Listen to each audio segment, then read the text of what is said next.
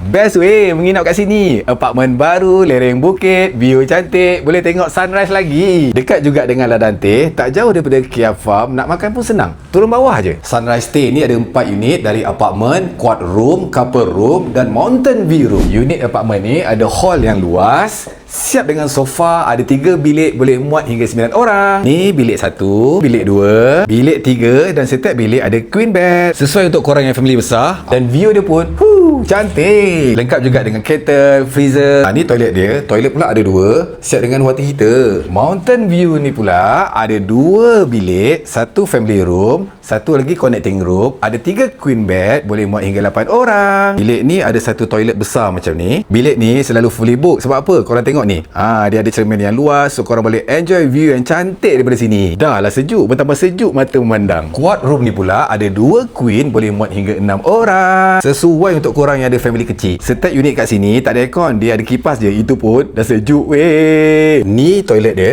besar juga. Ni pula couple room, ada 1 queen. Inilah bilik yang kita orang check in. Sama juga dengan bilik-bilik lain, ada TV, ada sofa, ada iron. Sesuai yang suka vibe tenang sambil layan gunung Cameron Island. Tilam dan bantal dia pun empuk. Korang boleh buat tempahan awal. Biasanya weekend unit-unit kat sini cepat full, so korang boleh try.